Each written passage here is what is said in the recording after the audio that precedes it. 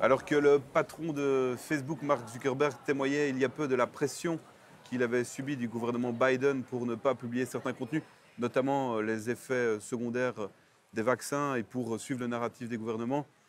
Ici en Europe, pour l'instant, ils sont en train de discuter si il faudrait censurer certains réseaux sociaux comme X. Ils sont vraiment en train de discuter de cela. Maintenant, j'ai le plaisir de... on est au Parlement européen, oui, je n'ai pas dit on est au Parlement européen. Normalement, le lieu suprême de la liberté d'expression et de la démocratie, mais on va voir que ce n'est pas tout rose toujours.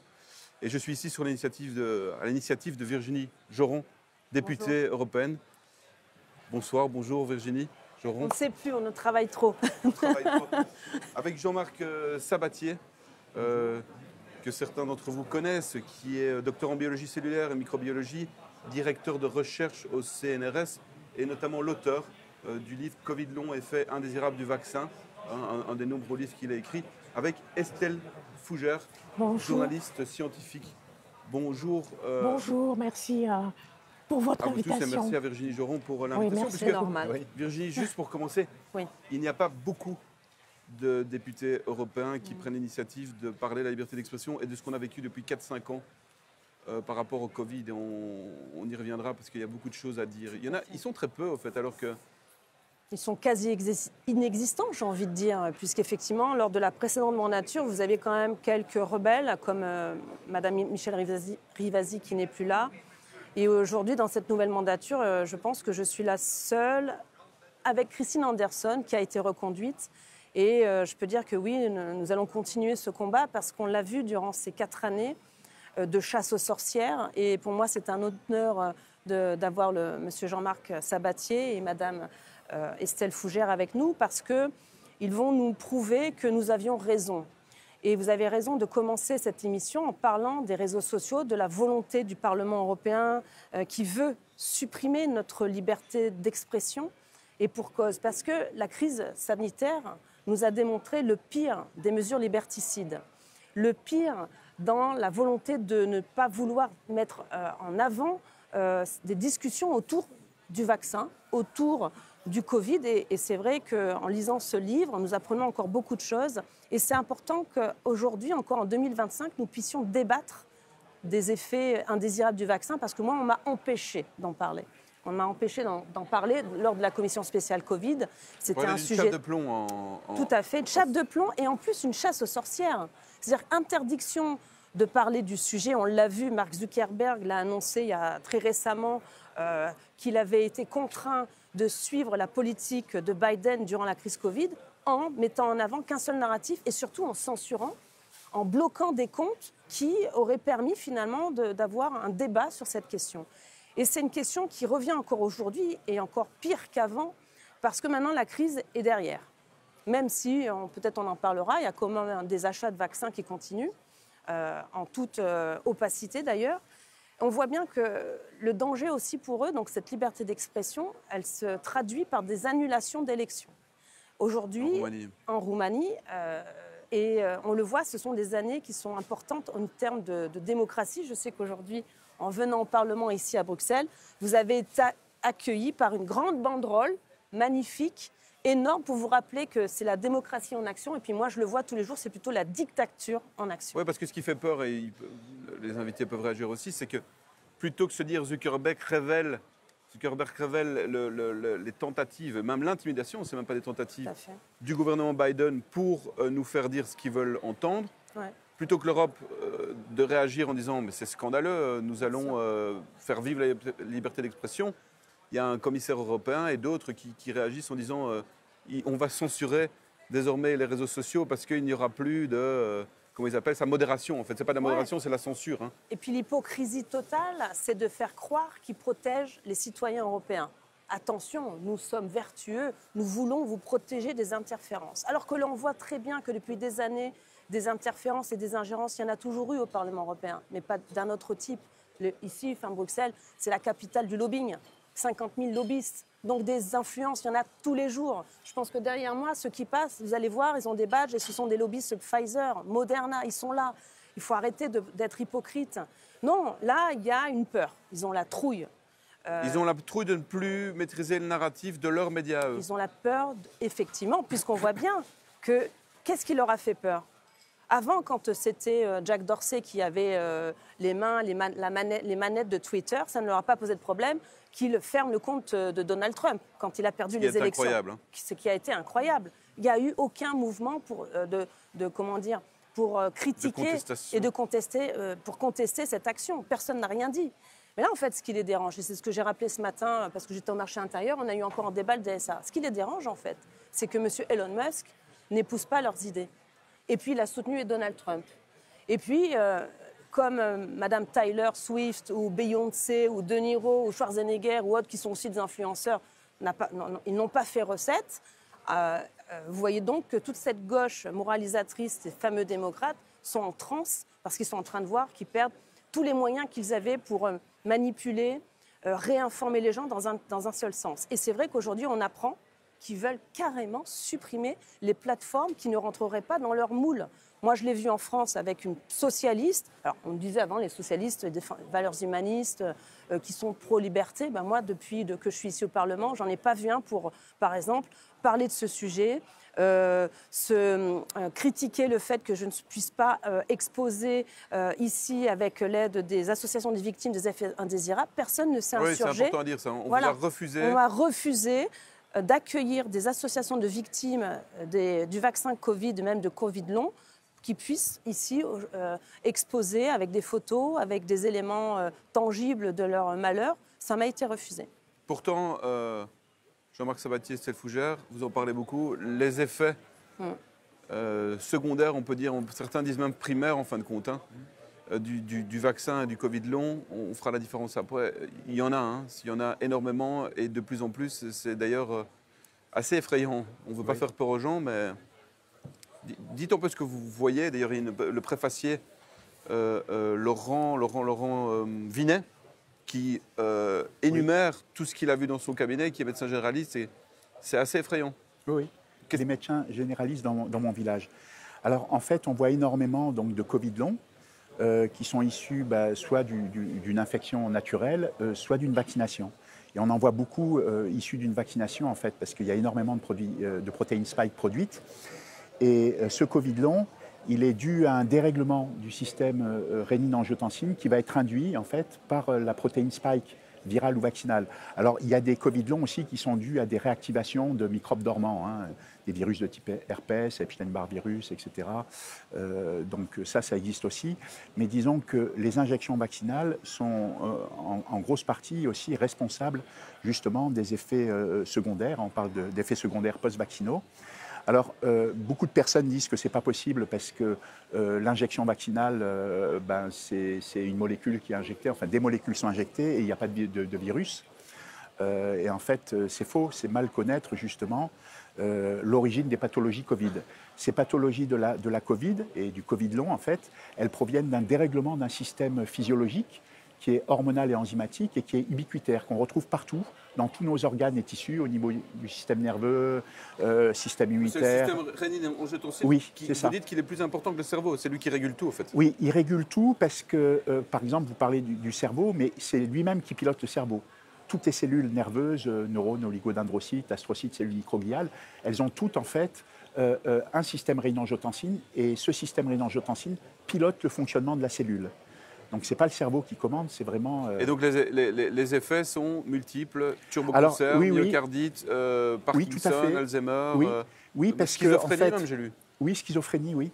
En fait, même épilepsie, ce qui se passe, c'est que ce dérèglement du système rénine-angiotensine, il affecte tous les tissus et tous les organes, potentiellement. Pourquoi? Parce que ce système rénine-angiotensine, on le retrouve sur toutes les cellules du corps humain. Et donc, suivant les sensibilités des personnes, ça peut se traduire par des turbocancers, des maladies auto-immunes, des troubles neurodégénératifs. Et donc, quand il y a une suractivation du SRA, on peut avoir des troubles neurodégénératifs, hein, comme tu dis, hein, ça peut être Alzheimer, ça peut être Parkinson, ça peut être l'épilepsie, ça peut être la démence, ça peut être la schizophrénie. Il y a des troubles cardiovasculaires, il y a des troubles neurodégénératifs, il y a de l'auto-immunité et puis il y a aussi des cancers. Et on voit aussi une explosion de turbocancers qui sont dus au dérèglement de ce système. Alors on en parlait peu de gens, dans les parlementaires, mais chez les médecins pas plus, reconnaissent maintenant ce qui se passe. Alors que déjà à l'époque, et c'est dans le livre, il y avait un tableau des effets secondaires de la FDA Oui. que Pfizer connaissait.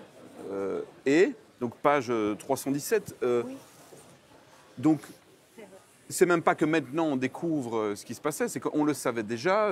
Pareil pour le Remdesivir, où malgré que la commission a acheté pour plus d'1 milliard d'euros de doses, il savait depuis des mois, en tout cas Gilead savait depuis des mois que ça ne servait à rien et qu'en plus c'était toxique. Oui. Donc on est toujours dans un déni profond. Estelle Fougère, peut-être expliquer, et puis Virginie Joron, comment on peut expliquer ça Alors, par exemple, pour le Remdesivir, dont vous vous êtes occupée également, Madame la députée, je précise que c'est un produit qui n'a jamais marché. Il a été lancé... Mais qui coûte très cher. Qui coûte très cher, qui n'a jamais marché, dont toutes les études cliniques sont mauvaises. On n'a d'ailleurs pas... Enfin, c'est dans le livre, les différentes études cliniques, et celle qui a permis l'autorisation du Remdesivir a été un petit peu truquée. C'est ce qu'a vu Jean-Marc Sabatier et il l'a écrit. Donc le Remdesivir n'a jamais marché, ni pour Ebola, ni pour aucun des virus. C'est un mauvais produit qu'ils n'ont pas voulu retirer. Il est nocif pour les reins, le foie. Il y a même des gens qui ont été en attente, je crois, de transplantation rénale. Voilà. Ça, c'est puisqu'effectivement, les problèmes, on parle beaucoup du vaccin, mais peuvent venir d'autres choses, et notamment de ce produit, de Gilead. Voilà. Et ici, le tableau de Pfizer, de la FDA, mais on dirait vraiment les effets secondaires d'un système rénine-angiotensine qui dysfonctionne. Oui, tout à fait. Mais même en amont, par rapport aux injections vaccinales à ARN messager, on savait déjà que ça ne fonctionnait pas. Hein. C'est-à-dire que toutes les données expérimentales sur les vaccins ARN messager qui avaient été tentés montraient déjà que ça ne pouvait pas être utilisé comme un vaccin. Hein. Il y a une toxicité qui était démontrée des nanoparticules lipidiques qui sont utilisées donc, pour vectoriser les ARN messagers dans la cellule. On voit qu'il y a une toxicité des ARN messagers, notamment ils ont utilisé un dérivé dans les ARN messagers qui s'appelle la méthylène-pseudouridine, et on sait qu'elle conduit à des erreurs de traduction et donc à l'apparition de protéines fantômes, hein, de protéines indésirables qui sont donc inconnues et qui peuvent stimuler le système immunitaire et qui peuvent être à l'origine justement de maladies auto-immunes ou voire même de cancer. Hein. Donc tout ça, c'était connu avant même les injections vaccinales. Hein. Et maintenant, on connaît, vous parliez à l'époque, je pense que vous avez parlé là, du laboratoire de Wuhan et du marché avec le pangolin, et on vous traitait de complotiste. Hein. Oui, toujours. Non, je voudrais juste rebondir sur votre question. Pourquoi la Commission n'a rien fait en sachant qu'elle avait aussi accès à ces données? La question, c'est plutôt pourquoi elle l'a empêché de traiter. Et c'est vrai que dans votre livre, vous l'expliquez très bien. Tout de suite, vous avez alerté les autorités françaises. Votre sœur a fait une lettre, elle a bien détaillé comment on aurait pu traiter. Donc cette question, finalement, de pourquoi on a empêché les médecins de traiter, alors qu'il y avait, on le voit dans votre livre, beaucoup de moyens de guérir, en tout cas, notamment la traiter, vitamine D. Voilà, la vitamine D, de traiter cette pathologie. C'est ça plutôt la question qu'il faut se poser. Et en même temps, moi j'ai envie de dire, en voyant de très près ce qui s'est passé durant cette commission spéciale Covid, on voit bien qu'ils étaient omnibulés que par un seul mot, vaccin. Dès le départ, oui. Dès le départ. C'est la stratégie vaccinale de la commission. Il n'y a pas eu de stratégie de traitement de la pathologie où on aurait pu ouvrir le spectre. Jamais. Donc il faut voir aussi qu'il y a, malheureusement, et on le voit tous, on l'a vu d'ici, c'est les intérêts financiers. C'est-à-dire qu'ici, comme je l'ai dit tout à l'heure, beaucoup de lobbyistes, beaucoup de compagnies, beaucoup de laboratoires ici pullulent autour de cette commission. On l'a vu, vous connaissez tous l'affaire des contrats d'achat vaccins Pfizer pour près de, en tout, au total 71 milliards d'euros, avec le plus gros gagnant, c'est le Pfizer. Aujourd'hui, on apprend par la presse, parce que je vous assure qu'on l'apprend par la presse alors qu'on est au sein de cette machine, que la nouvelle commissaire à la santé, pour l'anecdote, il faut quand même que je le dise, cette nouvelle commissaire à la santé, alors ça s'appelle Commission des gestions des crises, donc ça englobe toutes les crises. Dedans, elle va avoir elle a ce pouvoir de passer des contrats d'achat de vaccins. Et pour le coup, cette dame, qui est nouvelle à ce poste, Madame Labib, que peut-être les Belges connaissent bien. Adja Labib, qui était à la RTBF, la chaîne publique, et qui était présentatrice du journal télévisé Voilà. et qui était ministre des Affaires étrangères et puis maintenant Elle est maintenant commissaire, commissaire. avec ce très beau portefeuille qui a été enlevé au ministre hongrois. C'est important de le soulever parce que tout est lié, dans le sens où on va me dire que je suis complotiste, mais en tout cas, elle va s'occuper de ce dossier. On voit qu'en parallèle, RTBF coupe le sifflet à Trump. Et encore une fois, ce dossier, comme je l'ai dit, la liberté d'expression, finalement, la liberté d'opinion et finalement le libre arbitre continue finalement à être attaqué. Et je finis juste avec cette anecdote qui n'en est pas une. C'est-à-dire qu'aujourd'hui, on voit bien, l'hiver a plutôt été autour de la grippe qui a fait beaucoup de dégâts, le Covid un peu moins. Et aujourd'hui, on apprend que la Commission passe pour un contrat d'achat, mais un contrat d'achat cadre. C'est-à-dire que les commandes ne sont pas faites, mais vont être en cours pendant 4 ans, pour 146 millions de doses auprès de Moderna. Donc Maintenant, ça. Voilà, ça c'est actuel. Et voilà, en toute opacité, parce qu'effectivement, il n'y a pas du tout eu de débat autour de cette question. Parce que normalement, on débat. Hein, on a des plénières une fois par mois, et c'est une question qui n'a pas été débattue.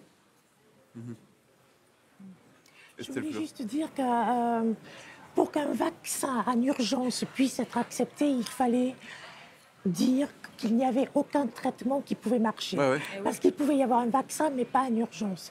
Donc, ils ont dit que toutes les études sur les traitements précoces étaient mauvaises. Ils ont trouvé toutes les raisons possibles et imaginables. Alors même qu'au même moment, ils nous auront fait des études sur le remdesivir sans groupe contrôle. Et sur le remdesivir des enfants. Donc, en annonçant, alors qu'il y avait des morts et des effets indésirables, que ça n'était pas dû au remdesivir. Mais puisqu'il n'y avait pas de groupe contrôle, comment pouvait-on le savoir? Voilà. Donc c'était juste pour dire qu'ils avaient vraiment prévu de faire vacciner toute la population. Mais ce que ça montre, je suis désolé, mais ça veut dire que les instances démocratiques n'ont rien à dire. Non. Et le peuple et le bien commun n'est pas du tout représentés, puisqu'ils arrivent à, pour qu'il y ait une AMM, autorisation de mise sur le marché, à faire croire que rien n'est possible, alors que déjà, vous écrivez, votre sœur qui est scientifique aussi, écrit à Macron en lui disant qu'avec la vitamine D, vous auriez 97% de moins d'admission en réanimation. Et il vous répond même pas. Mais il n'y a pas que ça. Toutes vos recherches, tout le livre montre que tout ce qu'on aurait pu faire, il n'y a pas que la vitamine D. Et d'ailleurs, on en parlait d'autres émissions, c'est que le peuple français, de manière générale, le peuple européen, les Occidentaux sont en mauvaise santé, sont en très mauvaise santé. Et donc, si l'Europe voulait faire quelque chose maintenant, elle pourrait, par exemple, je ne sais pas, vous êtes à l'Europe ou vous êtes ministre français de la Santé, qu'est-ce que vous mettriez en place en termes notamment de prévention? Prévention, déjà, c'est une supplémentation de la population. Hein. En vitamine D. Ah oui. C'est la première chose à faire et c'est ce qu'on avait suggéré très tôt. Hein. C'était le début, c'était début 2020 quand même. Hein. On avait parlé de la vitamine D. À l'époque, personne ne parlait de la vitamine D. Hein. Maintenant, on en parle beaucoup, mais à l'époque, vraiment, on n'entendait pas parler de la vitamine D. Et s'ils avaient supplémenté la population en vitamine D, il faut rappeler qu'il y a 80% quand même de la population qui manque de vitamine D, eh ben, il y aurait eu une mortalité négligeable, à mon avis, parce que c'est extrêmement protecteur. Donc on touche au concept dont vous parlez de perte de chance. Oui.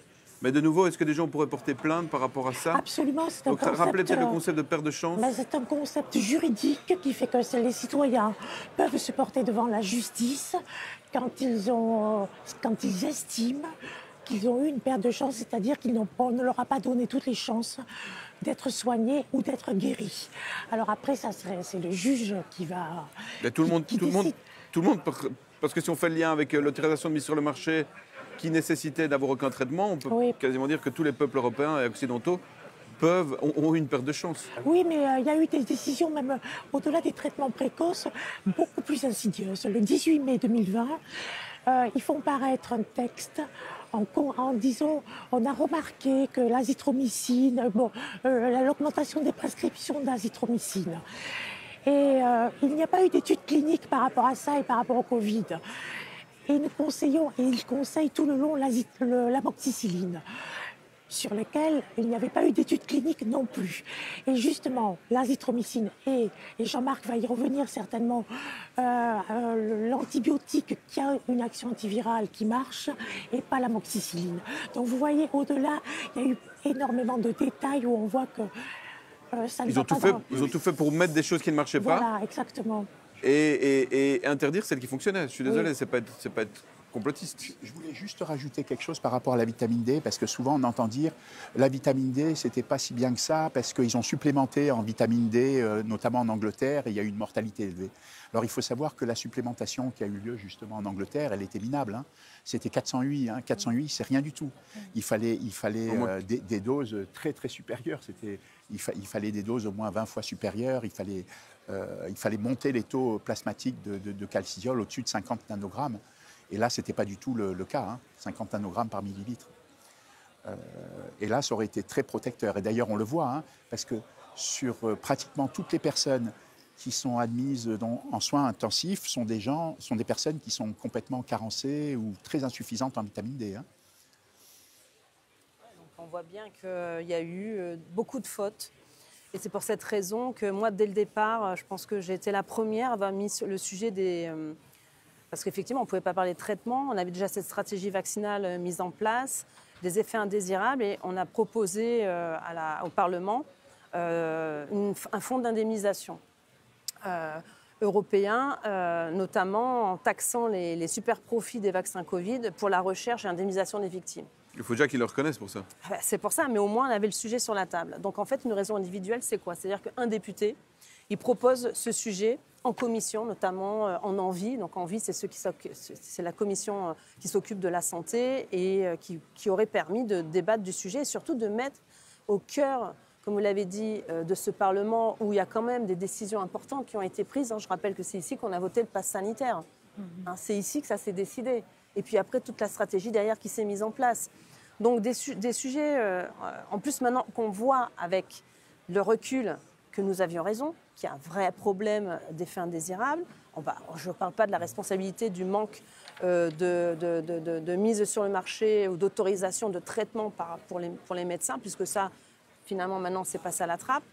Donc, du coup, on essaye un petit peu de revenir, et surtout, responsabilité du Parlement, responsabilité de la Commission, notamment, et aussi des laboratoires, parce que vous le savez bien, même si on n'a pas eu accès au contrat, on a bien vu qu'ils étaient, pendant cette période ce laps de temps, ils étaient irresponsables en matière d'effets indésirables. Donc ce sujet, moi j'étais une des premières à l'avoir mis sur la table, c'est-à-dire un fonds d'indemnisation européen pour les victimes des vaccins Covid. Là aujourd'hui, je l'ai étendu au Covid long.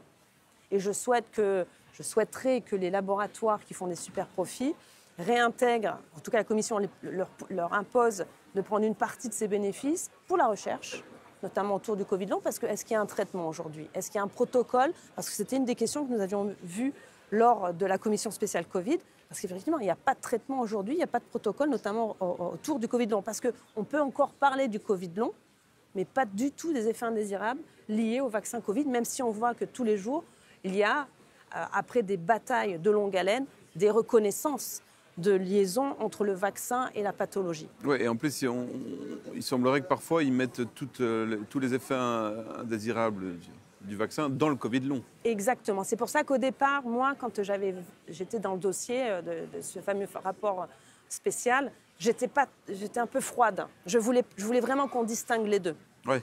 Parce que, pour moi, c'est deux responsabilités différentes.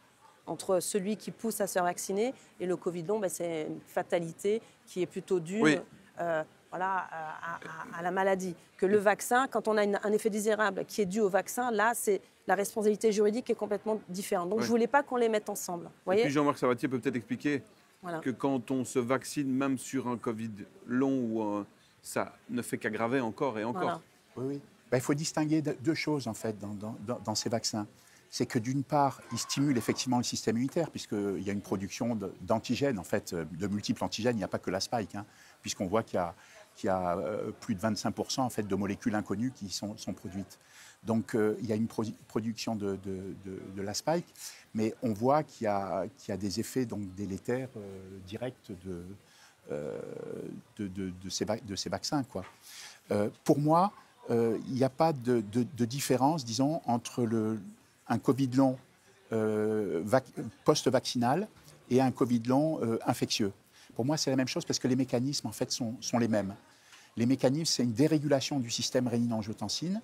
Et donc, Pour moi, c'est la même chose. Alors, si on a un Covid long suite à une injection vaccinale, c'est quand même un petit peu différent de l'infection naturelle parce que lors d'une infection naturelle, il faut un traitement supplémentaire avec justement un macrolide, qui, par exemple la clarithromycine ou l'azithromycine.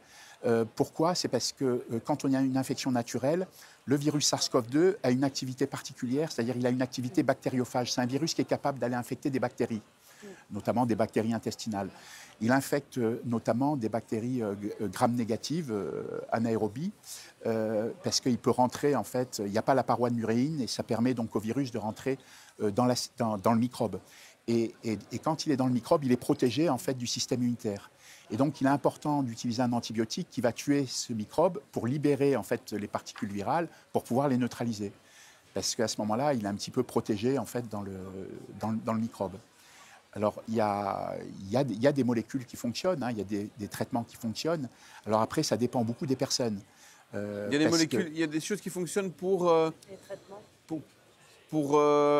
les effets post-vaccination. Est-ce qu'on peut considérer que quelqu'un qui s'est vacciné peut, avec ces traitements, revenir à l'état normal avant vaccination? Oui, alors c'est un petit peu délicat parce qu'il faut considérer plusieurs choses. C'est-à-dire, à l'heure actuelle, il y a des données aussi qui montrent que lorsqu'on a reçu des injections vaccinales ou quand on a infecté, il peut y avoir une rétrotranscription et une intégration dans le génome. Alors là, c'est déjà plus délicat parce que ça veut dire que, en gros, soit le gène codant pour la protéine spike, soit le génome du virus peut être éventuellement intégré dans la cellule. Ça pourrait même se transmettre. Et pourrait donc à ce moment-là se transmettre. Alors, ce n'est pas nécessairement très grave, parce que ce n'est pas parce qu'il y a une rétrotranscription, une intégration d'une information génétique dans le chromosome que c'est forcément délétère. Parce qu'après, il faut qu'il y ait une certaine condition pour que le provirus puisse être activé, puisse être transcrit.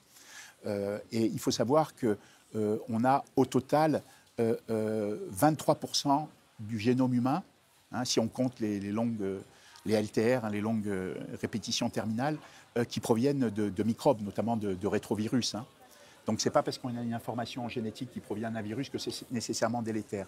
Mais par contre, ça soulève des problèmes. Ça peut expliquer aussi, disons, des rechutes qu'ont des Covid longs. Hein.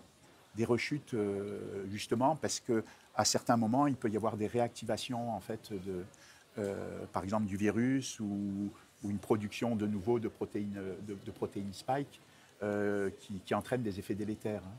En tout cas, par rapport au SARS-CoV-2, on peut, avec une grande probabilité, penser aujourd'hui qu'il est lié à une manipulation humaine lors d'une étude de gain de fonction. Ah oui. Et peut-être expliquer ce que c'est, parce que Didier Raoult, que j'ai interviewé il n'y a pas longtemps, me disait le gain de fonction, ça n'existe pas, c'est une supercherie. Vous n'êtes pas du tout d'accord avec ça? Ah non, moi je ne suis pas du tout d'accord. D'une part, parce que je sais que ça existe, parce que je l'ai vu personnellement, et je l'ai même... j'ai donné l'exemple, hein, dans mon laboratoire, je travaillais sur des toxines animales. Moi, je connais quelqu'un que je ne vais pas citer pour pas le mettre dans l'embarras, mais qui est parti en postdoc à Fort Detrick pour insérer un gène qui code pour une toxine de scorpion mortel dans une bactérie, hein, de E. coli. Donc ça veut dire que si on est infecté par cette bactérie, à ce moment-là, on peut mourir comme si on était piqué par un scorpion mortel. Et c'était la toxine 2 du scorpion Androctonis ostensector, c'est-à-dire le scorpion tueur d'hommes. C'est la toxine la plus puissante connue actuellement des venins animaux. Hein. Moi-même, je me suis retrouvé à l'étranger, disons, à être modérateur d'une session où j'ai vu des gains de fonction sur des microbes. Hein. Donc c'est une forme c'est connu, c'est une forme d'arme biologique, quoi. Oui. Ben, d'ailleurs, si les gains de fonction avaient été interdits par Obama en 2014, c'est bien que ça existait. Et puis il y a eu un article du Lancet qui expliquait justement à cette période pourquoi il fallait interdire les gains de fonction. Hein. C'est un peu jouer aux apprentis sorciers. Ah oui, c'est des recherches duales. Hein. C'est-à-dire que quand on travaille, par exemple, sur un microbe, qu'on fait des mutants de ce microbe, et on sait les faire, hein. On peut faire des mutants du virus SARS-CoV-2. Hein. Et il a été démontré, d'ailleurs, maintenant, il est très clair que le SARS-CoV-2, en fait, ne provient pas du pangolin. Hein. Je crois que le pangolin... Oui, ils l'ont dit, alors qu'on était traité de complotiste. Oui. Et est-ce que des choses comme ça, maintenant, c'est possible de le dire, ou c'est toujours ferme... Fermeture des portes. Vous m'aviez posé la question sur Wuhan, c'est vrai, c'est le sujet, puisque vous l'avez très bien rappelé dans votre livre, ce passage effectivement où du virus SARS-CoV-2 apparu à Wuhan en Chine à l'automne 2019. À l'époque, on a émis des interrogations. On a posé même, je les ai ressorties, ces questions en 2022. On est plusieurs députés, je ne suis pas la seule sur ce coup-là à avoir posé ces questions, notamment est-ce que les laboratoires qui manipulent les virus dangereux sont-ils parfaitement sécurisés? Donc on reprend l'exemple du Wuhan parce qu'il y a eu pas mal de communication. L'OMS, à un moment donné, voulait ouvrir une enquête et puis après, elle a cessé. Et puis là, nouvelle administration, la CIA nous dit que oui, finalement, nous avions raison. Moi, je me rappelle à l'époque, on était traité de complotistes, de dingue. Monsieur le professeur Luc Montagnier a été critiqué pour cela. Moi, ce qui nous conforte dans notre combat, dans cette résistance que nous avons menée depuis toutes ces années. Moi, je tire mon chapeau à M. Sabatier et aussi à vous, Mme Fougère, parce que vous avez, contre vent et marée, vous avez pu résister à cette vague qui a voulu nous faire taire. Et c'est vrai qu'aujourd'hui, ce n'est plus la priorité, puisque nos grands démocrates ont peur de perdre leur siège, donc ils se sont axés sur un autre sujet. Et je regrette effectivement que moi j'avais demandé à l'époque avec d'autres députés une commission d'enquête pour savoir ce qui s'est passé en Chine, ne puisse pas aujourd'hui finalement être réouvert. Il faut, je pense, que le Parlement se ressaisisse de cette question, qu'on fasse une vraie enquête, parce que si on veut gérer les crises, et on a maintenant cette nouvelle commissaire que tout le monde connaît en Belgique, et bientôt en France, puisque je sais que la France regarde aussi votre émission, puisse nous donner des éléments sur le pourquoi, du comment, parce qu'elle est censée gérer des crises. Donc avant que la crise recommence, il faudrait peut-être maintenant faire une enquête sur ce qui s'est passé, s'excuser aussi auprès de tous ceux qui ont sali durant toutes ces années, et puis répondre à nos questions. Est-ce qu'aujourd'hui, le laboratoire P4, que ce soit en Europe ou dans le reste du monde, sont sécurisés? Voilà, c'est une des questions qui se posent et qu'on continuera, nous, à poser au Parlement européen. Alors, Jean, est-ce qu'ils sont sécurisés? On parle de la sécurisation de laboratoire P4, mais qu'en est-il réellement de tout ça? Parce que ce qu'il faut savoir quand même, c'est qu'en 2018, il y a Moderna qui a breveté un site furine très particulier qu'on retrouve dans la protéine spike du SARS-CoV-2. Et il faut savoir aussi qu'il y a eu un programme qui s'appelle Diffuse, qui a été soumis par Peter Daszak, qui était le patron de EcoHealth Alliance, qui a été soumis à la DARPA, puis à Fauci, qui était le directeur du NIAID, qui est une des 27 agences du NIH, du service. On peut espérer qu'il y a des choses qui vont sortir sur Fauci et que les gens ne seront plus traités de complotistes qui disaient... Exactement. Oui. Parce que dans ce programme qui s'appelle Diffuse, et on connaît même le montant, c'est 14,2 millions de dollars. C'est factuel. C'est factuel, c'est factuel. Oui, il faut le répéter toujours. Parce que... C'est quand même un programme qui était destiné à introduire un site furine dans une protéine spike de coronavirus, de chauve-souris. Ouais. Donc il travaillait déjà là-dessus en 2017 et bien avant. Oui, ça avait été refusé. Ça avait été refusé par la DARPA parce que la DARPA n'avait pas l'autorisation de mener des gains de fonction. L'autorisation, elle avait été donnée au NIH. Elle a été début 2018. C'est quand, en décembre 2017, Trump a rétabli en fait la possibilité de faire des gains de fonction. Et à ce moment-là, c'est Fauci qui a accepté la demande justement de Peter Daszak de financement donc, de cette étude de gain de fonction sur le SARS-CoV-2. Donc c'est le programme Diffuse et qui a impliqué donc Ralph Baric, qui est un professeur de virologie de l'Université de Caroline du Nord, et Shizheng Li, qui est la sous-directrice du laboratoire P4 de l'Institut de virologie de Wuhan. Et donc, on sait maintenant que ça existe. Anthony Fauci a été gracié in extremis quelques heures avant la passation de pouvoir entre M. Biden et M. Trump. Mais je pense qu'il cherche des moyens pour revenir là-dessus. Mais c'est quand même un aveu. C'est quand même un aveu le fait qu'il est gracié. Donc M. Fauci était en place, c'était le monsieur Santé Amérique depuis 1984 jusqu'à 2022. Donc il faut quand même espérer que toute la lumière pourra être faite là-dessus, sur ce dossier, malgré la grâce présidentielle.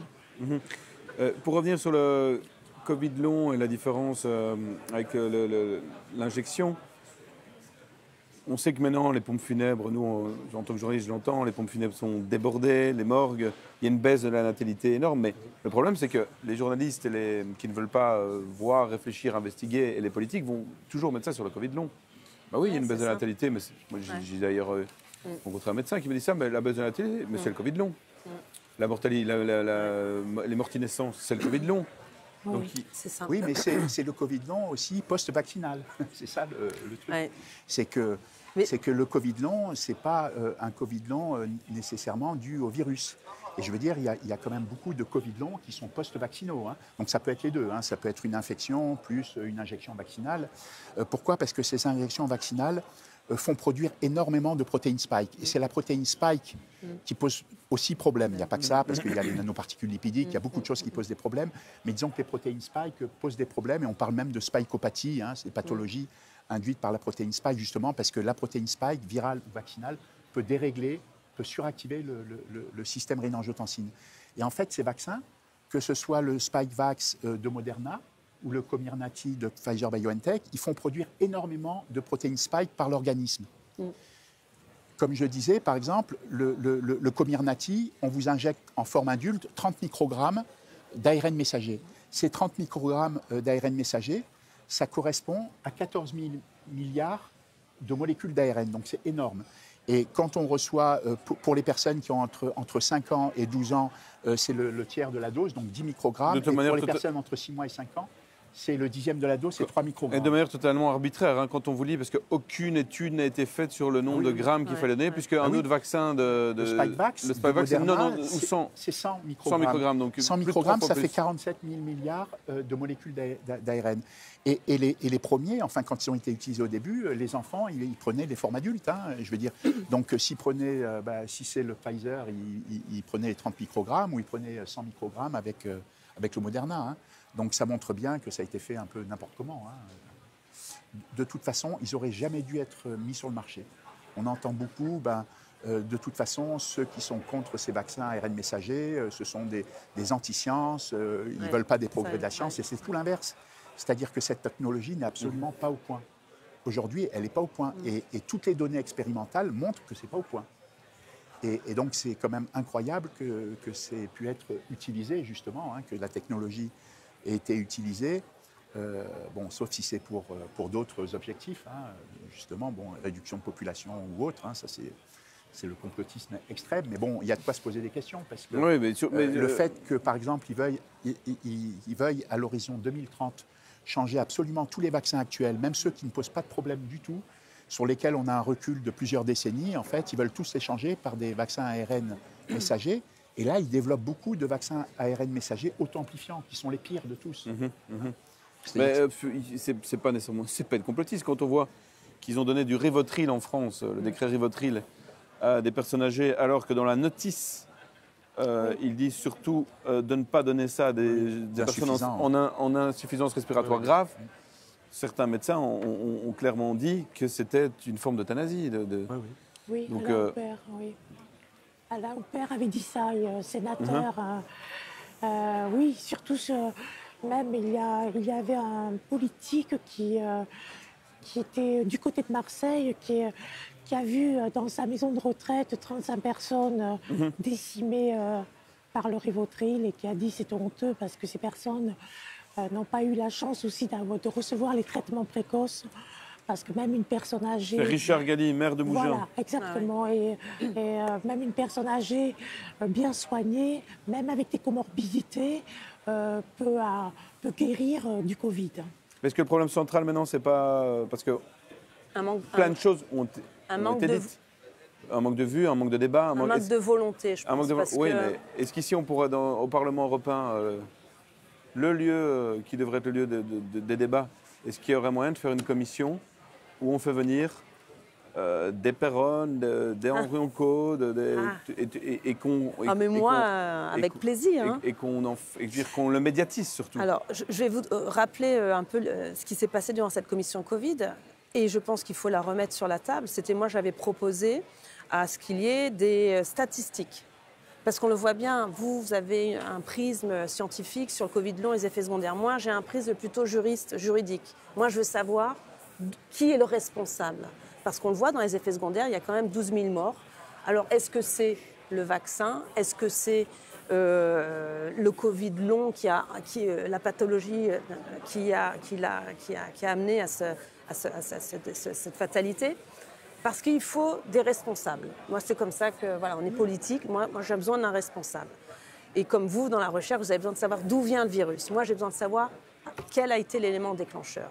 Parce que derrière cette stratégie vaccinale, moi, je n'ai rien contre les vaccins. Moi, je veux, comme on l'a dit, la notion de liberté. Et je veux avoir toutes les informations possibles pour faire mon choix. Ce que je n'ai pas eu lors de la crise Covid. Et c'est important aujourd'hui de rappeler ces éléments, ces valeurs qui sont fondamentales et qui font la société. Liberté, choix et transparence. Mais même si vous étiez contre les vaccins, vous savez, il y a le droit de le dire, on dirait qu'il y a des éléments qu'on peut... on dirait qu'il y a des éléments qu'on peut... Ah non, mais moi là-dessus... L'insulte anti-vax, c'est comme celle de complotiste, moi, c'est ça me vraiment... fait rire. Je veux dire, d'abord, la plupart des gens qui critiquaient l'injection n'étaient pas anti-vax, mais même l'auraient-ils été? Parce que, par exemple, le journaliste scientifique Bazin. Xavier Bazin, moi je l'ai Xavier interviewé, Bazin. j'ai fait une interview de 2h30, 3 heures avec lui. Oui. Il est la plupart du temps contre les vaccins, il l'explique Oui. d'ailleurs très bien. Les vaccins de la coqueluche, il montre que ce n'est pas le vaccin de la coqueluche qui l'a éradiqué, voilà, il a des données. Moi je trouve ça très intéressant de l'écouter. Bien sûr. Mais il est tout de suite... On peut avoir un avis, ça fait partie de la société, on va dire, moderne. C'est-à-dire qu'effectivement, on peut... Mais pourquoi on a insulté les gens? Pourquoi on les a dénigrés? Pour les empêcher de parler? Parce que moi, je l'ai vu autour de moi. On m'a appelé à un moment donné anti-vax. Et du coup, ces termes, ils sont toujours négatifs. Ils ont toujours une connotation insultante ou négative pour vous dénigrer les travaux de certains professeurs. Là, vous l'avez en prévence, Christian Perron. Du jour au lendemain, on l'a traité de tout. On l'a traité de dingue. Pourquoi? Parce qu'il n'était pas dans le moule. Et c'est vrai que ce sujet, quelles sont nos actions encore aujourd'hui? Oui. Alors, je suis désolée de vous annoncer que ces initiatives d'inviter et d'ouvrir le Parlement à des professeurs, à des scientifiques, à des chercheurs, à des statisticiens qui ont eu une liberté de penser durant cette crise Covid et qui ont finalement avaient raison et qui ont même une divergence d'opinion, ne comptez pas sur eux, je vous le dis, c'est vrai. Par contre, nous, avec quelques autres députés, comme j'ai dit, Christine Anderson, d'autres députés qui sont nouveaux, notamment luxembourgeois, Fernand, qui est sur ces thèmes. Il ne faut pas compter sur la majorité des députés, c'est ça? Non, ne comptez pas sur eux, parce qu'ils sont dans le moule et parce que pour eux, c'est trop difficile maintenant de rentrer sur ce sujet, même si ça les touche personnellement. Moi, combien de fois, je vous le dis, dans les couloirs, moi, je ne suis pas attaquée, au contraire, on me félicite. J'ai des députés du PPE qui m'ont dit « Virginie, on connaît ton combat ».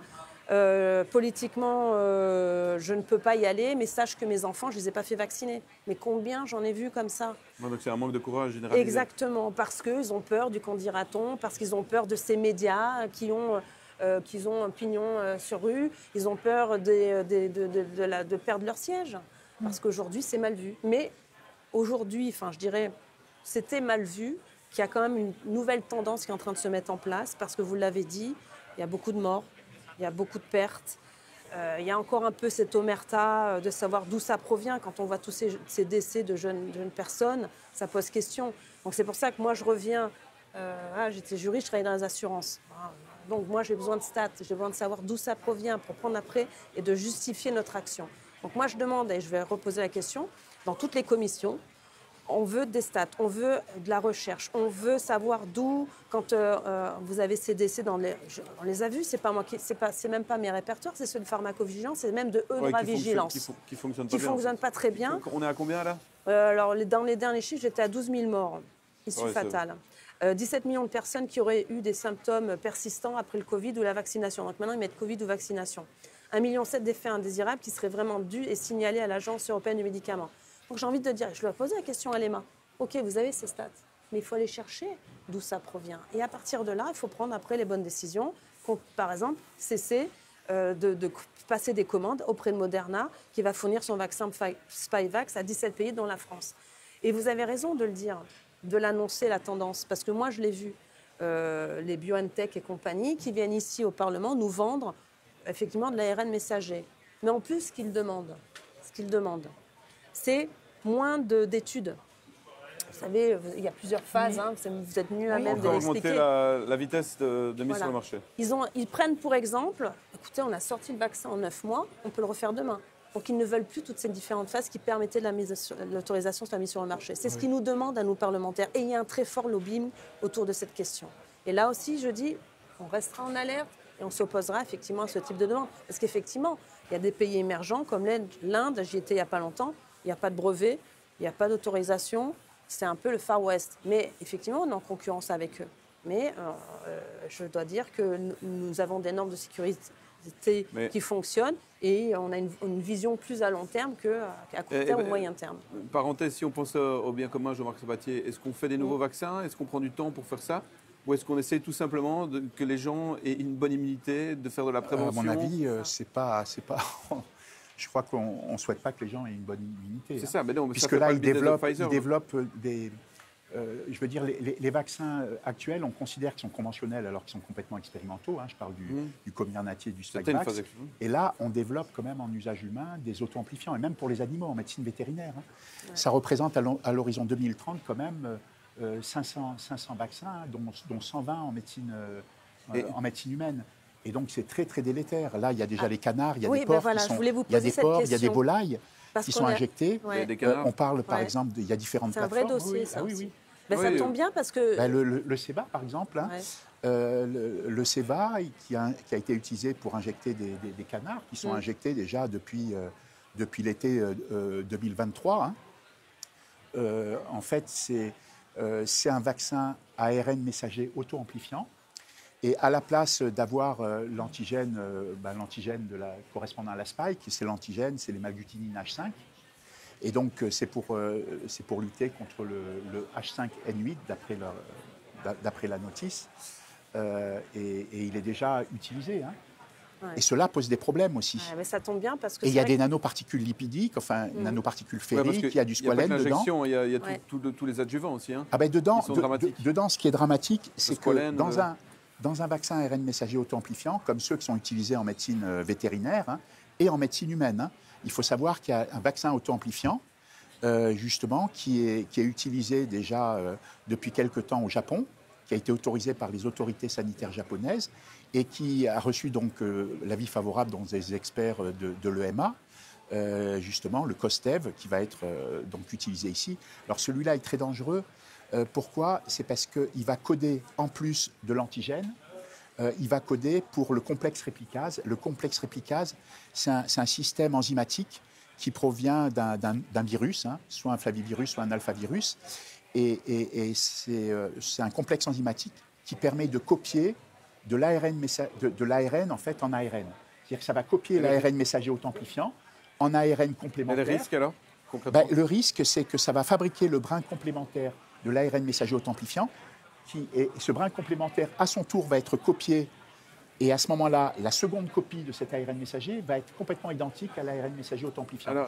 Ça veut dire qu'on va produire, en fait, en permanence. Et on est un peu comme des OGM aussi, non? Oui, ce sera complètement trafiqué. C'est-à-dire on va produire en permanence du complexe réplicase plus l'antigène. Là, dans le cadre du vaccin CEBA, ça va être l'hémagglutinin H5. Ça fait peur. Et un vaccin anti-Covid, ça va être la protéine spike. Un peu provocante, peut-être. Ouais.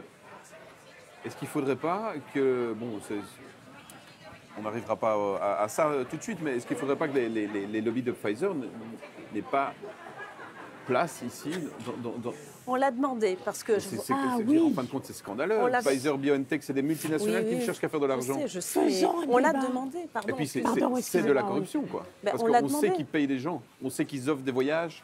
Bien sûr, on l'a demandé parce qu'en plus, je vous rappelle que quand on a fait l'audition de Pfizer, M. Bourla n'est pas venu. Non, j'étais là. Donc voilà, donc quand vous avez quelqu'un qui prend d'un côté le téléphone pour envoyer des SMS à Ursula et puis qui prend un gros chèque pour un contrat faramineux, quand on lui demande de s'expliquer, monsieur préfère aller à Davos. Donc ça, on l'avait signalé. Donc du coup, en mesure de rétorsion, on avait proposé qu'on enlève tous les badges d'accès de Pfizer. Les seuls qui se sont opposés, c'est toute la majorité. Donc on a demandé ça aux parlementaires? On a demandé ça. Et donc la plupart ont voté pour? Ah ben oui, ils ne nous ont pas soutenus. On était, à l'époque, il n'y avait que Mme Rivasi. Je dis que Mme Rivasi parce que les écologistes ne l'ont pas soutenue. Et tout le reste était contre, parce qu'il y a une volonté de protéger ce système. Et c'est vrai que moi, je l'ai vu plusieurs fois. Et c'est vrai que ça pose question. Et pour en revenir juste à votre question, c'est important d'en parler parce que j'ai été moi aussi, alors, dans le lobbyiste, il y a tout. Hein. Et c'est vrai qu'on a été interpellés par le syndicat des foie gras, qui pour eux est une solution parce que ça leur permet de continuer à vendre leur foie gras. Moi, pour l'instant, je ne sais pas comment me positionner parce que j'aime la bonne bouffe, je le dis, foie gras, j'aime bien. Donc c'est vrai qu'ils ont aussi pâti, tous les producteurs de foie gras, d'une campagne d'éradication des cheptels pendant des années. Alors, pourquoi? Ça, il faut aller chercher pourquoi, comment, et pas les oies, par exemple. D'accord? C'est quand même un sujet. Les oies, non. Eux, ils sont encore protégés, mais les canards, on les a éradiqués, et maintenant, on leur dit que pour continuer à produire du foie gras, il faut vacciner ARN messager les canards. D'accord? Donc, là, on est au milieu, effectivement, de défendre aussi notre terroir. Des éleveurs qui sont en difficulté parce que si on les vaccine pas, on leur coupe, on leur supprime leur cheptel. Ils n'ont rien à dire. Ils n'ont rien à dire. Et derrière, en bout de chaîne, c'est quoi la sécurité alimentaire pour les consommateurs? Est-ce qu'il y en a? Est-ce qu'il n'y en a pas? Donc c'est vrai. Moi, je suis pas en agriculture. Je vais par contre poser la question sous le marché intérieur où il y a protection des consommateurs, parce que je suis aussi consommatrice et j'aimerais bien savoir, quand j'achète du foie gras, est-ce que cela aura un impact sur ma santé? Aujourd'hui, c'est des questions qui sont comme en suspens. Je vous rappelle, c'est comme l'histoire de la farine des insectes, où on met sur le marché des farines des insectes et on ne vous dit pas si finalement vous aurez des impacts ou pas sur demain sur des nouvelles allergies.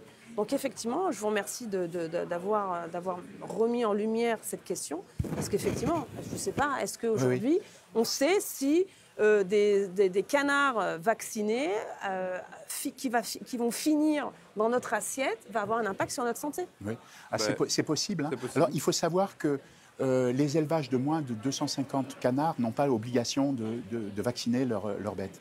Alors, il y a un risque avec les vaccins auto-amplifiants qui sont utilisés pour les canards. Il y a un risque quand même.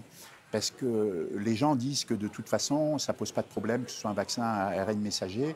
Pourquoi? Parce que les ARN messagers sont détruits par la température, hein, ils sont thermosensibles. Et donc, en fait, c'est pas vrai. Ils sont plus sensibles que d'autres molécules, mais ils peuvent être très résistants. J'ai donné des cas de publications scientifiques, hein, ça a été démontré, que des ARN peuvent être stables à 100 degrés pendant 10 minutes ou à 80 degrés pendant 65 heures. Et même s'ils étaient thermosensibles, ils peuvent être protégés aussi par la gangue, parce qu'ils sont injectés pas tout seuls. Hein. Il y a des nanoparticules ferriques dedans, dans le cas du Ceva. Il y a également du squalène qui est thermorésistant. Donc ça peut protéger l'ARN messager qui peut ne pas être dégradé. Et certains disent que de toute façon, l'acidité de l'estomac, qui varie entre 1 et 3, qui peut monter jusqu'à 4 en cas de jeûne thérapeutique, suffirait de toute façon à détruire les ARN messagers. Mais ce qui se passe, c'est quand vous mangez du magret, donc déjà il est très peu cuit, hein, parce qu'on le voit puisqu'il est rosé, et puis en plus quand vous le mangez, avant qu'il atterrisse dans l'estomac en pH acide où potentiellement il peut être dégradé, il passe quand même dans les muqueuses buccales, il passe dans le pharynx, il passe dans l'œsophage, et là il est au contact des muqueuses. Ça veut dire que l'ARN messager fonctionnel peut très bien passer... Mais donc dans ce cas-là, normalement, avec des systèmes politiques bien organisés, on interdit ou on fait un moratoire sur la vaccination de... Voilà, mais c'est aussi une Europe qui est hors sol, quoi. Je voulais juste ajouter qu'il existe 2 vaccins contre le H5N1 et un qui n'est pas ARN messager auto-amplifiant. Donc je le dis, je pose la question à Jean-Marc, peut-être que l'autre vaccin, en tout cas, est moins dangereux par rapport à cette maladie. Oui, il y a des vaccins recombinants, hein, où il y a juste le H5. C'est les magglutinines H5, hein, parce que c'est les H et les N, c'est soit les magglutinines, soit la neuraminidase. Et puis, il y a aussi les microbes inactivés, hein, qui du coup sont moins dangereux, parce que normalement, ils sont inactivés. Donc, mais on touche un peu à tout, parce qu'on touche aussi à l'agriculture intensive avec ça. Oui. On touche au fait qu'on a fait des fermes avec, ou des élevages avec des dizaines de milliers de cochons, voilà. Les cochons reçoivent aussi des vaccins à ARN messager, avec une plateforme de mer qui s'appelle Sequivity, et ça a commencé donc au Canada. ils parlent de particules ARN, mais en fait, ce sont des vaccins auto-amplifiants. Ce sont des vaccins auto-amplifiants, ce sont des membranes qui contiennent à l'intérieur donc l'information génétique qui code justement pour des protéines du virus de l'encéphalite équine vénézuélienne. Et donc ça produit un antigène, hein, et c'est utilisé donc pour le porc.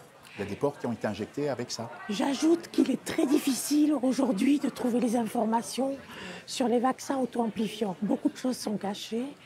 Je crois que Jean-Marc, tu me disais l'autre jour que tu n'avais pas toutes les données de ce que le vaccin contient et que ça te gênait même pour certaines analyses. Oui. Il faut savoir tout ça.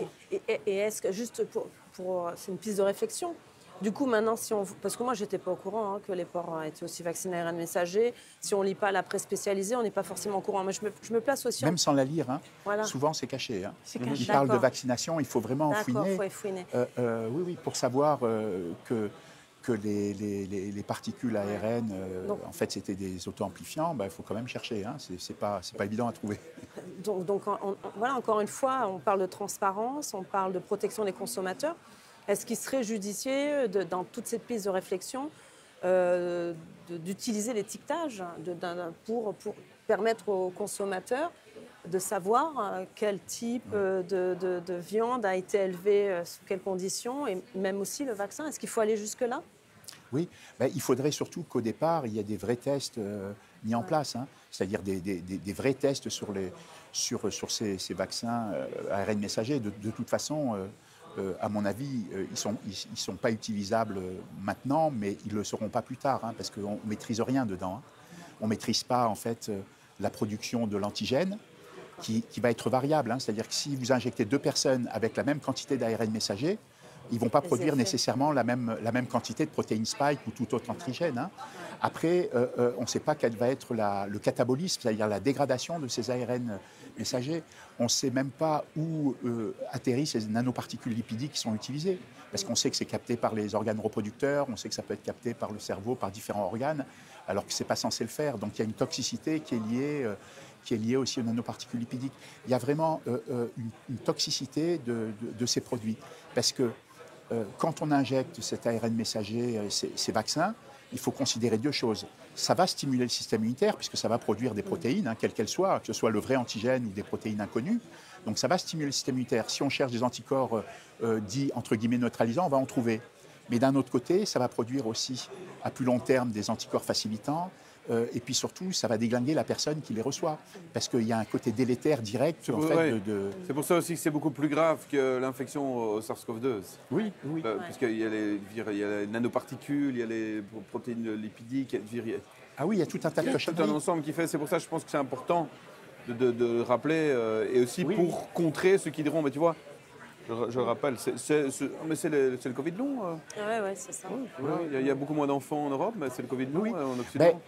Nous, on a fait un article dessus, hein, puisque le système rénin-angiotensine, il pilote, en fait, il est détecté, les éléments du système rénin-angiotensine sont détectés 3 semaines après la conception. Donc ça ne veut pas dire qu'ils sont là au bout de 3 semaines, ça veut dire qu'on ne les détecte pas avant, mais c'est évident qu'ils sont là avant. Et ils interviennent donc, dans toutes les étapes de formation des organes, hein, au niveau de l'embryon, et puis au bout de 10 semaines, au fœtus. Hein. Donc, ce n'est pas surprenant, et c'est pour ça que c'est très dangereux d'injecter des femmes enceintes avec des vaccins, entre guillemets, ARN messager, parce que ça pilote la fabrication des organes. Hein. C'est très, très dangereux. Hein. Oui, et sur les femmes enceintes... Et ça diminue aussi la fertilité, parce que ça affecte la fertilité. Vous savez, le système rénin-angiotensine, il pilote la fabrication des hormones stéroïdes. C'est lui qui commande la fabrication des hormones stéroïdes. Dedans, vous avez les glucocorticoïdes, comme le cortisol, hein, l'hormone du stress, mais vous avez les minéralocorticoïdes, comme l'aldostérone, et puis vous avez les hormones sexuelles, notamment les androgènes, les estrogènes et les progestatifs. Ça veut dire qu'il y a un impact direct sur les hormones sexuelles. Donc quand on dérégule ce système, on comprend bien que ça peut avoir un effet sur la fertilité. Et il a été démontré que des anticorps dirigés contre le récepteur ATR, qui est le récepteur délétère du SRA, il conduit à l'infertilité. Ça a été démontré.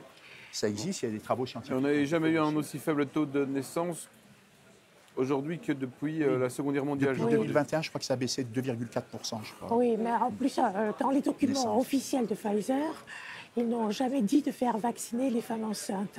Il y avait marqué Missing Information, comme les auto-immuns. Ce qui veut dire que les médecins étaient encore plus loin, là pour le coup, que Pfizer, puisque Pfizer n'avait pas inclus les femmes enceintes dans l'essai clinique. Donc il y a une responsabilité aussi des médecins qui ont vacciné les femmes enceintes, c'est-à-dire qu'ils n'ont pas fait le travail qu'ils devaient faire de se documenter. Voilà. Mais moi, je me souviens, lors d'une des questions que j'ai posées à la commission, effectivement, quand on leur demande comment ils ont donné l'autorisation, notamment pour l'injection des enfants, ils nous disent qu'ils n'ont pas de statistiques, mais que Pfizer n'a pas émis l'hypothèse qu'il fallait ne pas le faire. Donc effectivement, il y a eu... et finalement, pour un peu synthétiser ce que vous dites, enfin, je regrette de reprendre ce titre, même si je...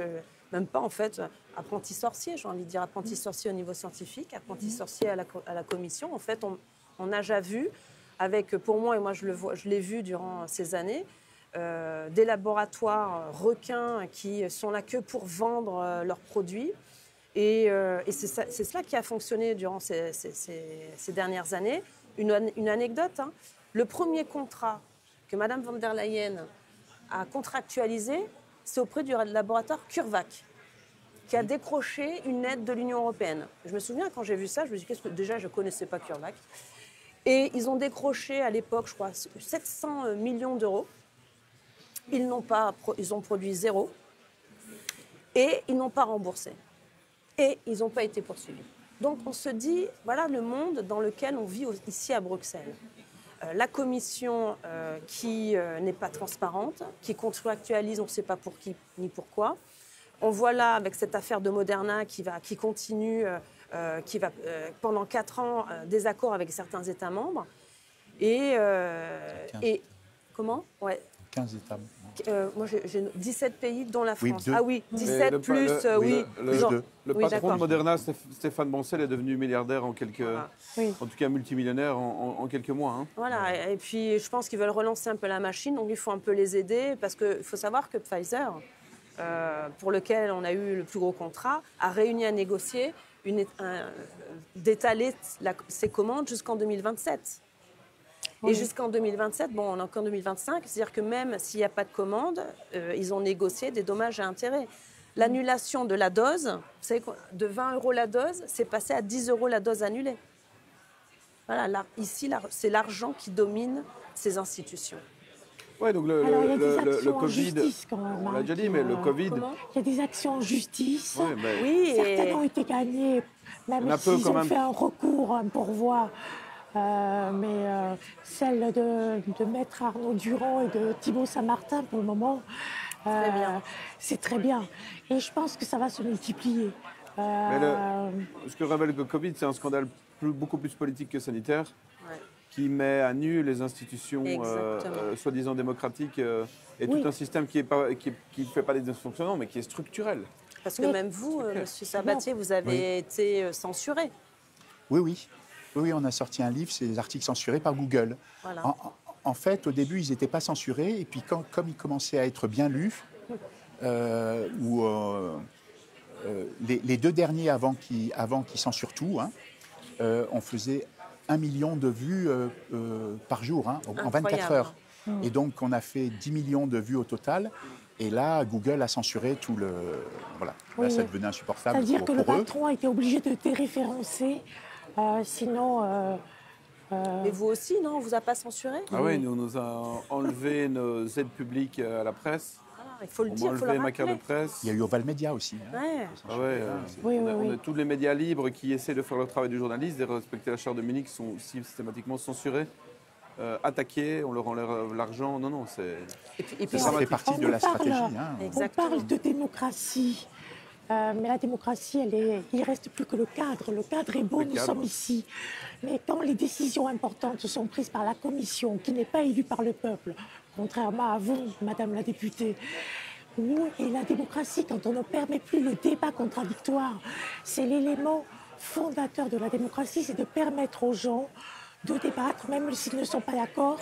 Ça veut dire, je ne suis pas d'accord avec toi, mais tu n'es pas mon ennemi. Tu dis tes idées, je dis mes idées. Et là, ça n'est plus possible. Donc on nous parle de souveraineté européenne, mais pour qu'il y ait une souveraineté... Enfin, je pense déjà que c'est un concept très compliqué, mais surtout, la démocratie, il faudrait s'interroger ce qu'il en reste à part le cadre.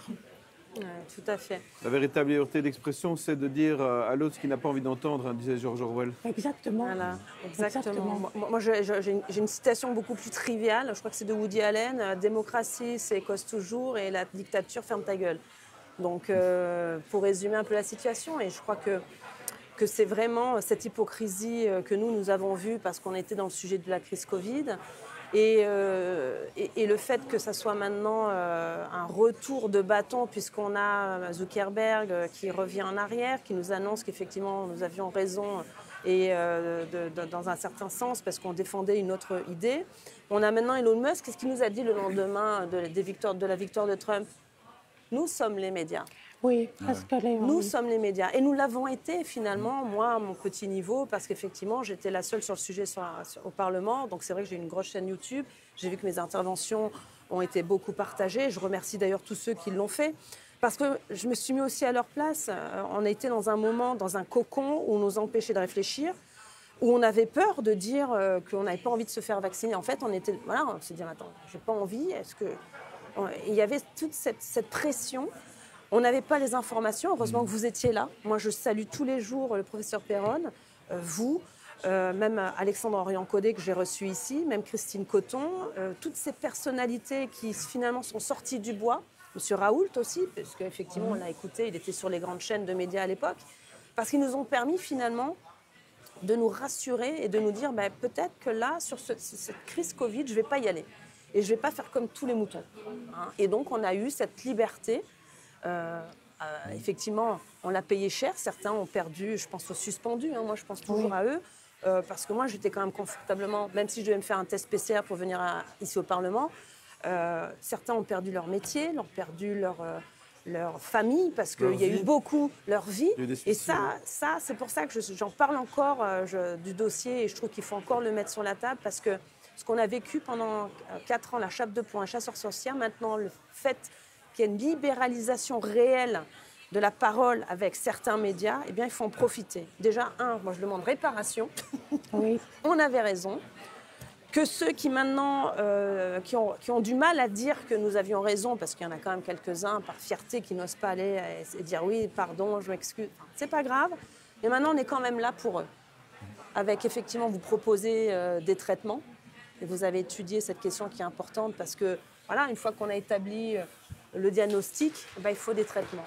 Et surtout, moi, au niveau européen, c'est plutôt... vous savez, il y a une citation latine, errare humane est, perseverar diabolicum. Voilà. On a fait des erreurs, persévérer, c'est diabolique.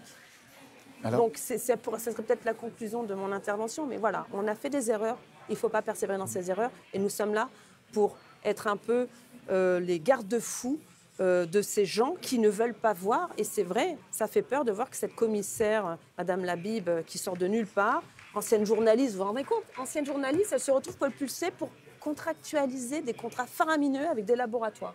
C'est un truc de dingue quand même. Oui, c'est rien qui lui ont donné la responsabilité de... Mais elle a quoi là? Est-ce qu'elle a un bagage scientifique? Non, aucun. Voilà, c'est tout. C'est ça qui est déconcertant. Oui. L'autre chose importante, là, plusieurs fois on parlait d'apprentis sorciers. Mais est-ce que c'est bien des apprentis sorciers? Parce que ce n'est pas certain, parce qu'avec les données qui fuitent là, de plus en plus, on s'aperçoit que le programme du virus, c'était un programme qui s'appelle Diffuse, avec la CIA qui n'était pas très loin derrière, probablement, enfin, certainement.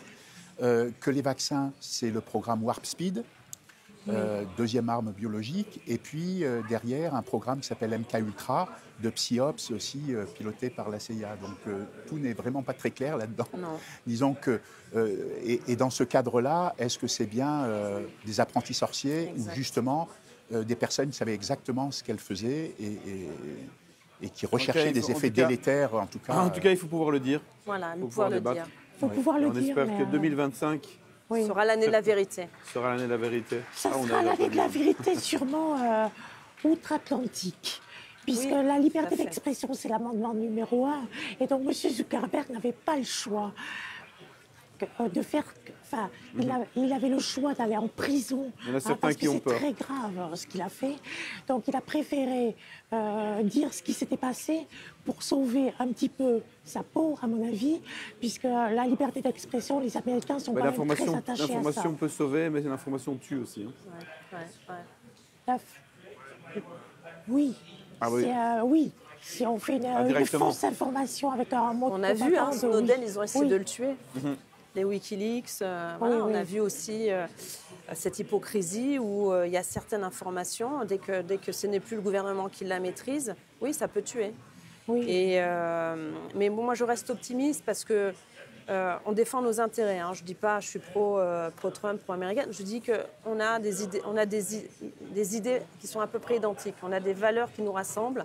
Et le vent qui vient de l'Ouest, pour nous dire qu'en gros, on va récupérer cette liberté d'expression est importante. Et moi, ici, je m'active à ce qu'on conserve ces valeurs, parce qu'effectivement, vous allez le voir dans les jours qui viennent, le sujet des annulations d'élections, on l'a vu en Roumanie, en Pologne, c'est en cours de réflexion quand même. Hein. Ils se demandent s'ils ne vont pas interdire X, parce que comme là, aujourd'hui, c'est leur crise, entre guillemets, la crise démocratique. D'ailleurs, je ne sais pas si on a eu l'occasion d'en parler, mais je vais siéger dans la nouvelle commission spéciale, comme un peu la commission spéciale qu'il y a eu pour le Covid. Là, ça s'appelle, accrochez vos branches, et je terminerai par ça, bouclier européen démocratique. Ah oui.